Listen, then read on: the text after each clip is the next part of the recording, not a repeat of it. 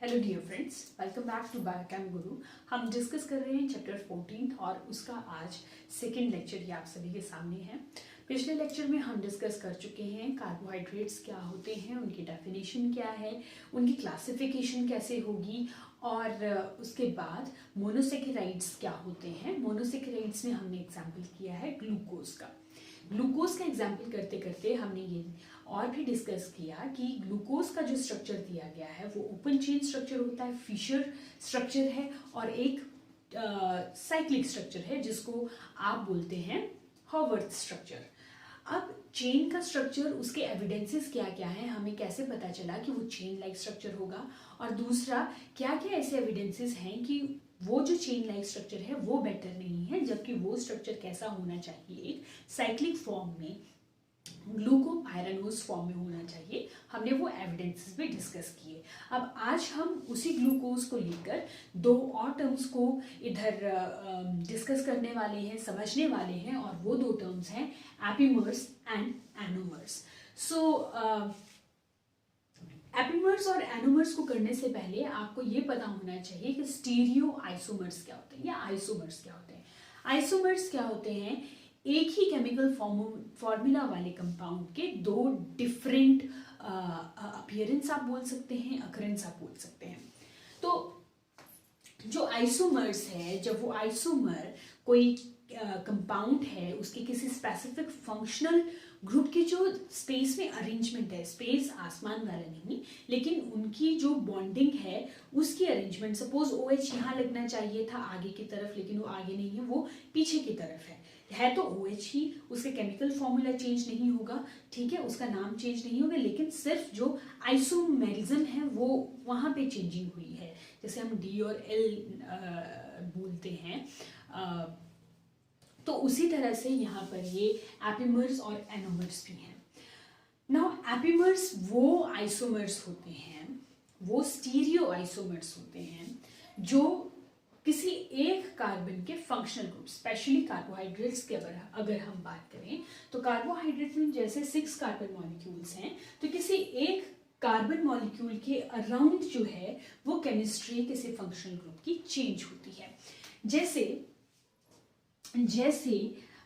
यहाँ पे मैं एग्जांपल ले रही हूँ डी ग्लूकोज और डी गैलेक्टोज का। D glucose and D galactose both are माफ कीजिएगा, both are aldohexose sugar, aldehyde और हेक्सोज यानी 6 कार्बन एटम्स उसमें प्रेजेंट हैं और दोनों का केमिकल फॉर्मूला C6H12O6 है। लेकिन बेसिक डिफरेंस यहाँ पर क्या है?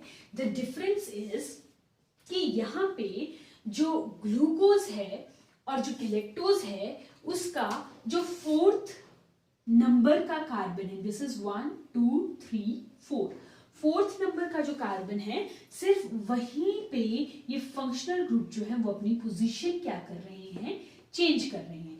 यहाँ पे OH राइट हैंड साइड है और यहाँ पे गैलेक्टोज में ये OH दूसरी साइड को शिफ्ट कर देता है अपनी पोजीशन को।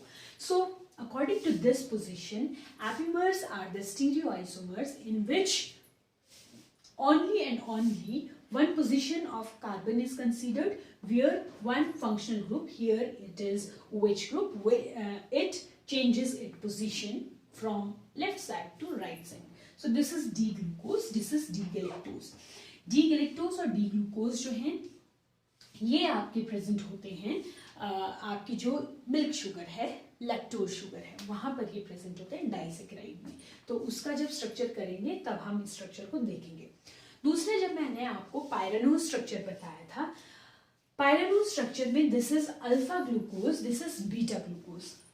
अच्छा, ये ग्लूकोज है alpha, this is carbon number 1, this is 2, this is 3, this is 4, this is 5th carbon and here it is 6th carbon. ये ग्लूकोज है और इसी को अगर मैं चेंज कर दूं, यहाँ पे इसी को अगर मैं यहाँ पर चेंज कर दूं, इस OH को अगर मैं यहाँ पर ऊपर ले आऊं और इसको नीचे ले आऊं, then it will become a galactose. ये क्या होगा? एक एपिमर हो जाएगा, ये ग्लूकोज नहीं रहेगा, फिर ये कन्वर्ट हो जाएगा यहाँ पे गैलेक्टोज में। अब यहाँ पे है अल्फा, ओके, ये अल्फा और बीटा जो है ये टर्म हम देते हैं यहाँ पे एनोमर्स के लिए। Now what are anomers? Anomers are the epimers epimers का मतलब किसी एक पोजीशन पे ही क्या हो जाएगी, यहाँ पे किसी एक कार्बन की पोजीशन पे फंक्शनल ग्रुप जो है वो अपनी स्पेशल अरेंजमेंट को चेंज करेंगे, ठीक है। ये अल्फा है और यहाँ पे बीटा है। अब जो एनोमर्स होते हैं वो स्पेसिफिकली कार्बोहाइड्रेट्स के लिए जब हम बात करते हैं, ये बनते हैं आपके एनोमेरिक कार्बन से। एनोमेरिक कार्बन, एनोमेरिक कार्बन क्या होता है? एनोमेरिक कार्बन वो कार्बन होता है जो हमें मिलता है एल्डिहाइडिक या कीटोनिक ग्रुप से। सो यहाँ पे एल्डिहाइडिक ग्रुप है, दिस इज एल्डिहाइडिक ग्रुप। अब इस एल्डिहाइडिक ग्रुप के अराउंड क्या कॉन्फ़िगरेशन है, कॉन्फ़िगरेशन नहीं, क्या अरेंजमेंट है फंक्शनल ग्रुप्स की, उस बेस पर हम उस कार्बन को हम बोलते हैं एनोमेरिक कार्बन। और यहाँ पर जब आइसोमर्स बनेंगे, ठीक है, पोजीशन फंक्शनल ग्रुप्स की चेंज होगी, तो हम उसको बोल देंगे एनोमर्स। फॉर एग्जांपल यहाँ पे this is hemiacetal structure. Hemiacetal में क्या होता है? कार्बन की 4 valencies are satisfied by 4 different groups, ठीक है। और उसमें क्या है, 1 OH ग्रुप प्रेजेंट होगा, एक हाइड्रोजन ग्रुप प्रेजेंट होगा, एक R ग्रुप और एक OR ग्रुप। और ये जो है यहाँ पे सेटिस्फाई होता है, ये OH है, ये H है, ये इस साइड वाली जो चेन है दिस इज R चेन, और ये वाली जो चेन है ये है OR चेन, ठीक है। तो ये क्या बन रहा है, यहाँ पे एक हेमी एसिटल बन रहा है। अब लेट्स सी कि ये जो हेमी एसिटल है, ये कौन से कार्बन से बना है? यहाँ पे hemiacetal, this is from this first carbon. तो यहाँ पे अगर आपको याद हो कि कैसे ये बना था, तो हमने इसको कुछ इस तरह से बनाया था। पिछले लेक्चर में बहुत डिटेल में हमने इसको स्टडी किया है। इस तरह से अगर ये OH अंदर वाली साइड आता है तो हम इसको नीचे लिखते हैं, that is below the plane. तो वो अल्फा स्ट्रक्चर होता है, that is alpha anomer. Anomer क्यों? क्योंकि वो एनोमेरिक कार्बन से बना है। और दूसरा क्या था यहाँ पे कि अगर यही OH जो है इसकी पोजीशन यहाँ ना होके यहाँ पे प्रेजेंट हो, तो ये क्या हो जाती है, बीटा स्ट्रक्चर प्रेजेंट होती है, OH group is present above the plane. So I hope आपको ये समझ आया होगा कि एपिमर्स और एनोमर्स में क्या डिफरेंस है। All anomers are epimers but all epimers are not anomers. तो ये एक चीज आपको इसमें समझाने को रह गई थी। आई होप ये क्लियर है आप सभी को। डी ग्लूकोज और डी गैलेक्टोज का स्ट्रक्चर मैंने इसमें भी आपको थोड़ा एक्सप्लेन कर दिया है। अगर यही स्ट्रक्चर यहाँ पे इस साइड को प्रेजेंट हो जाए, ये OH यहाँ पे और ये H फोर्थ कार्बन है, ये H यहाँ पे प्रेजेंट हो जाए, तो this will become beta galactose. Okay, so this is it. So next जो आज हम करने जा रहे हैं that is the structure of fructose. Fructose का जो केमिकल फॉर्मूला है that is same C6H12O6। It is a fruit sugar और इसको फ्रुक्टोज कहते हैं। ये क्या है, आपकी कीटो हेक्सोज शुगर है। Now what is keto hexose? 1 ketone group present होगा और हेक्सोज यानी 6 कार्बन मॉलिक्यूल्स जो है 6 कार्बन के एटम्स जो है वो चेन में प्रेजेंट होंगे। So here 2 3 4 5 and 6। क्योंकि यहाँ पे कीटोन ग्रुप प्रेजेंट है, सो यहाँ पे जो कीटोन ग्रुप प्रेजेंट होता है सेकेंड कार्बन पे प्रेजेंट होता है। This is 1 2 3 4 5 and 6। बाकी सेम जैसा आपका ग्लूकोज था कुछ वैसा ही इसका स्ट्रक्चर रहेगा। And here we go with the structure of your fructose. So fructose is a levorotatory और levorotatory के हम नेगेटिव साइन यूज करते हैं। This is D। ये OH ग्रुप किस साइड, 5th कार्बन की बात कर रहे हैं। 5th कार्बन पे OH ग्रुप किस साइड है, उसके लिए हम D और L कॉन्फ़िगरेशन देते हैं। इससे पहले मैंने डिस्कस किया एनोमर्स और एपिमर्स। एपिमर्स 4th पोजीशन पे भी प्रेजेंट, ऑफ कोर्स वो 5th पोजीशन पे भी प्रेजेंट होगा, लेकिन 4th पोजीशन पे ग्लूकोज और गैलेक्टोज बनता है अगर यहाँ पे ये एल्डिहाइड ग्रुप कार्बन 1 पे प्रेजेंट हो। So this is your D levorotatory, ठीक है, ये लेवोरोटेटरी -92.6 डिग्री को ये जो है रोटेट करता है प्लेन पोलराइज्ड ड्राइव को। दिस इज डी फ्रुक्टोज, और ये है इसका चेन स्ट्रक्चर जिसको आप फिशर फॉर्मूला भी कहते हैं। और दूसरा, अगर हम इसी में बॉन्ड बनाना चाहें, the same procedure will be followed, ठीक है। और यहाँ पे इसकी चेन लाइक स्ट्रक्चर जब बनेगी तो इसको इस तरह से कर लेते हैं। अगर ये OH यहाँ पे प्रेजेंट है, ये CH2 OH यहाँ पे प्रेजेंट है, ये ऑक्सीजन, ठीक है, ये एक स्ट्रक्चर आया। और दूसरा स्ट्रक्चर क्या होगा, ये CH2 इस साइड को फ्लिप कर जाएगा। लेट्स सी इसका साइक्लिक स्ट्रक्चर कैसे बनेगा, ठीक है। इसका साइक्लिक स्ट्रक्चर बनेगा O, ठीक है, कहां से कहां, सेकंड और फिफ्थ के बीच में। So this should be second, third, fourth, fifth, और यहां पे आ जाएगा आपका 6 कार्बन, यहां पे आपका फर्स्ट कार्बन प्रेजेंट हो सकता है। और उसके बाद मैंने क्या कहा था कि जो भी इसके अंदर वाली साइड प्रेजेंट है उसको आप नीचे लिख दीजिए, डाउनवर्ड लिख दीजिए, CH2OH, थर्ड में HOH, फोर्थ में here comes OH, here comes H, fifth में H, CH2OH. This is your fructose OH. और मैंने क्या कहा था, अगर OH above the plane है तो that is beta fructose. Fructose में देखिए जो ये रिंग लाइक स्ट्रक्चर बन रहा है, इट इज होमोलोगस। होमोलोगस का मतलब होता है सेम दिखने वाला, लोगस सेम अपियरिंग, सेम स्ट्रक्चर किसकी तरह अपियर होता है, it is homologous to your furan ring, ठीक है। तो इसको हम बोलते हैं D beta D fructofuranose. This is beta D levorotatory fructofuranose, ये वो स्ट्रक्चर है। और अगर यहीं पे ये CH2OH ऊपर हो, OH नीचे हो, ये बन जाएगा आपका अल्फा स्ट्रक्चर। आप इसको अलग अलग तरीके से ड्रॉ करके बिल्कुल देखिएगा तो आपको ये बेटर समझ में आएगा। सो this is the ring structure of fructose. I hope ये आपको समझ आया होगा। इसके बाद हमें करने हैं डाइसेकेराइड्स।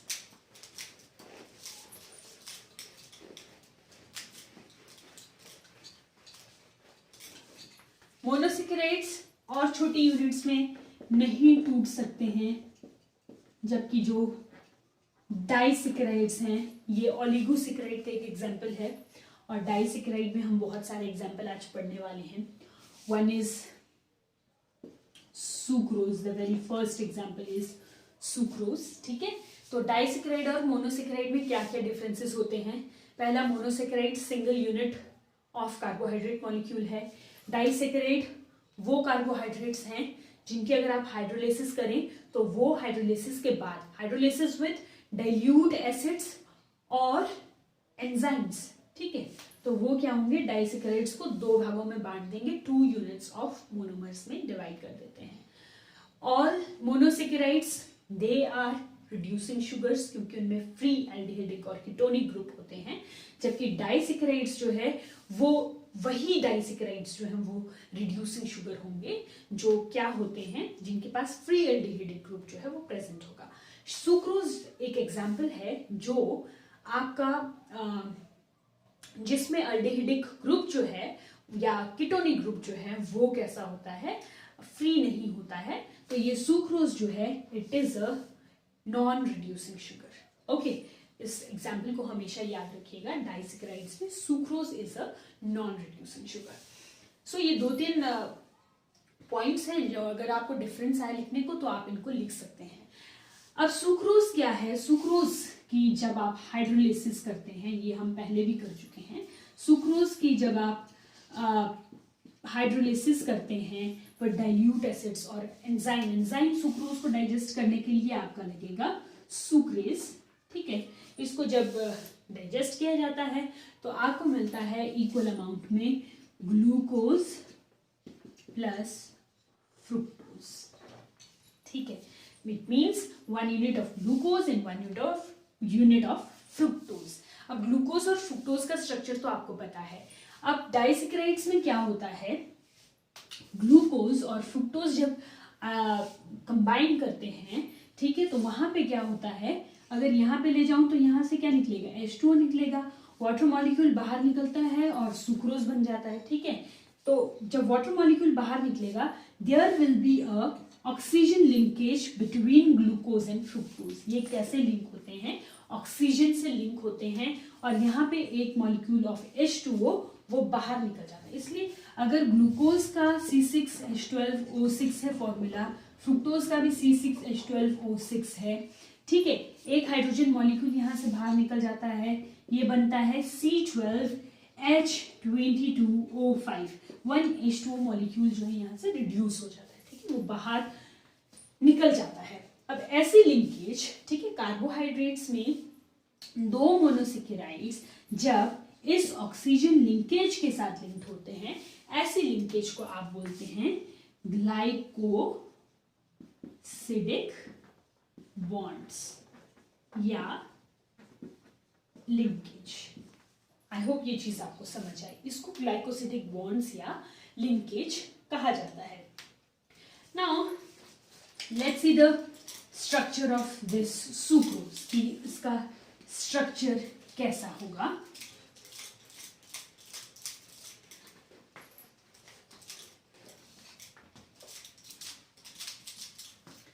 जब हम सुक्रोज के स्ट्रक्चर की बात कर रहे हैं तो it is formed of alpha D glucose और beta D fructose. Alpha D glucose का कार्बन 1 जो है वो बॉन्ड बनाता है with carbon 2 of beta D fructose. Let's see, मैं यहाँ पे आपको पूरे के पूरे डायग्राम नहीं बनाऊंगी क्योंकि वो हम एक्सप्लेन कर चुके हैं, ठीक है। Alpha D glucose, alpha means यहाँ पे OH नीचे आएगा, और जो बीटा डी फ्रुक्टोज है, ठीक है, देखते हैं पहले बीटा डी फ्रुक्टोज के क्या स्ट्रक्चर रहता है। दिस इज अगर first, this is second, this is sorry second और फोर्थ के साथ होता है, सेकेंड, थर्ड, फोर्थ, फिफ्थ, ठीक है। This is CH2OH, this is H here, और यहाँ पे अगर आपने बीटा बनाना है तो OH आपको ऊपर चाहिए, यहाँ पे फर्स्ट जो कार्बन होगा CH2OH, ठीक है, ये आपका फर्स्ट कार्बन है। उसके बाद थर्ड कार्बन का H नीचे, फोर्थ का OH, here OH, here H, ठीक है। ये आपका क्या है, स्ट्रक्चर है। अब आपकी बुक में अगर आप NCERT की बुक खोलोगे तो उसमें क्या है, ये पूरे के पूरे स्ट्रक्चर को उल्टा कर दिया गया है। उल्टा मीन्स ये CH2 से लेकर ये जो भी हमने ऊपर लिखे हैं इनको नीचे डाउनवर्ड शिफ्ट कर दिया है, और जो भी नीचे लिखा गया है उसको ऊपर शिफ्ट कर दिया है। इसलिए ये जो OH ग्रुप है ये हमें नीचे नजर आता है, ये OH हमें नीचे नजर आता है वहां पे, ठीक है। तो इस चीज को आप यहाँ पे ध्यान पे रखिएगा, ध्यान से देखिएगा। ये पूरे के पूरे स्ट्रक्चर को जो है शिफ्ट कर दिया गया है, लेकिन उसका मतलब ये नहीं है कि आप अल्फा और बीटा फ्रुक्टोज में कंफ्यूजन करें, ठीक है, वो बीटा फ्रुक्टोज का ही डायग्राम है। तो यहाँ पे सपोज अब ये पूरे का पूरा अगर मैं इसको नीचे कर दूं, ठीक है, आप भी इसे नीचे कर सकते हैं, तो यहाँ पे जो सेकंड कार्बन है वहां पे क्या हो जाएगा, CH2OH, ठीक है, यहाँ पे H हो जाएगा, ये OH हो जाएगा, ये H है तो यहाँ पे OH हो जाएगा, ये CH2OH नीचे आ जाएगा और यहाँ पे H रह जाएगा, यहाँ पे OH है। इन दो OH में क्या होगी, से H2O मॉलिक्यूल बाहर निकल जाएगा और यहाँ पे आपके पास केवल और केवल क्या रह जाएगा, ऑक्सीजन बॉन्ड रह जाएगा। सो दिस इज योर सुक्रोज, ठीक है। अब क्या है, सुक्रोज इज अ डेक्स्ट्रोरोटेटरी ठीक है, सुक्रोज क्या है, आपकी डेक्स्ट्रो रोटेटरी शुगर है। लेकिन जब इसकी हाइड्रोलिसिस हो जाती है, सॉल्यूशन में सुक्रोज है, आपने उसमें डाइल्यूट एसिड डाला, इसकी क्या हो गई, हाइड्रोलिसिस हो गई। हाइड्रोलिसिस होने के बाद क्या होगा, यहां पे आपके पास दो मॉलिक्यूल्स बन जाएंगे, one is dextro rotatory glucose and second is levo rotatory fructose. यहां पे क्या होता है कि जो ग्लूकोज की डेक्स्ट्रो रोटेशन है दैट इज +52 डिग्री, और जो फ्रुक्टोज की है वो -92 डिग्री होती है, यानी लेवो रोटेशन ज्यादा है यहाँ पे, ठीक है। तो जो सोल्यूशन है वो पूरा का पूरा आपको कैसा नजर आता है, यहाँ पे लेवो रोटेटरी नजर आता है। आफ्टर हाइड्रोलिसिस ये कैसा हो जाता है, लेवो रोटेटरी। तो जब ये डेक्स्ट्रो रोटेटरी से कन्वर्ट हो जाता है आपका लेवो रोटेटरी में, ठीक है, तो इसको क्या बोलते हैं, वही सुक्रोज पहले प्रेजेंट था, बॉन्डेड फॉर्म में था। जब हाइड्रोलिसिस की ग्लूकोज अलग हो गया, सुक्रोज अलग, फ्रुक्टोज जो है वो अलग हो गया, और जो सॉल्यूशन की पूरे के पूरे सॉल्यूशन की जो ऑप्टिकल एक्टिविटी थी वो प्लस से चेंज हो जाती है माइनस में, डेक्स्ट्रो से लेवो में वो कन्वर्ट हो जाती है। और जब ऐसा होता है तो हम इस शुगर को कहते हैं invert sugar. Very important, why sucrose is known as invert sugar, ठीक है। और इसमें क्या है, देखिए अभी अल्फा और बीटा जो भी फॉर्म है वहां पे एनोमेरिक कार्बन प्रेजेंट होता है, ठीक है। जैसे ग्लूकोज में था वो ये वाला, और कीटोन में जो आपका फ्रुक्टोज है उसमें था ये सेकंड वाला ग्रुप। दोनों में जो है यहाँ पे अल्डिहाइडिक और कीटोनिक ग्रुप प्रेजेंट होने थे, लेकिन यहाँ पे वो क्या हो जाते हैं, बाउंड फॉर्म में आ जाते हैं। जब वो बाउंड फॉर्म में है तो वो टॉलेंस रिएजेंट के साथ या फेलिंग सॉल्यूशन के साथ जो है कोई रिएक्शन यहाँ पे प्रोड्यूस नहीं करेंगे, ना वो सिल्वर मिरर टेस्ट शो करेंगे, ना वो red brown precipitates of CU2O बनाएंगे, ठीक है। तो इसलिए ये क्या हो जाती है, यहाँ पे नॉन रिड्यूसिंग शुगर हो जाती है, because it don't have free aldehydic और ketonic group of glucose and fructose respectively. So this was the structure of sucrose. So here is the structure of maltose and lactose. Maltose is a malt sugar और it is the structure of maltose. यहाँ पे क्या है कि glycosidic linkage बनी है C1 और C4 के बीच में, ठीक है। C1 और C4 के बीच में ग्लाइकोसिडिक लिंकेज बन रही है बिटवीन 2 अल्फा डी ग्लूकोज, ठीक है। तो अल्फा में क्या होगा, एनोमेरिक कार्बन जो फर्स्ट कार्बन है दोनों में OH जो है बिलो द प्लेन प्रेजेंट होते हैं, बिलो द प्लेन प्रेजेंट होंगे तो फोर्थ कार्बन और जो फर्स्ट कार्बन है उसके बीच में यहाँ पर क्या बनता है, ग्लाइकोसिडिक लिंकेज बनता है, वाटर मॉलिक्यूल जो है वो बाहर निकल जाता है। उसके बाद लैक्टोज है।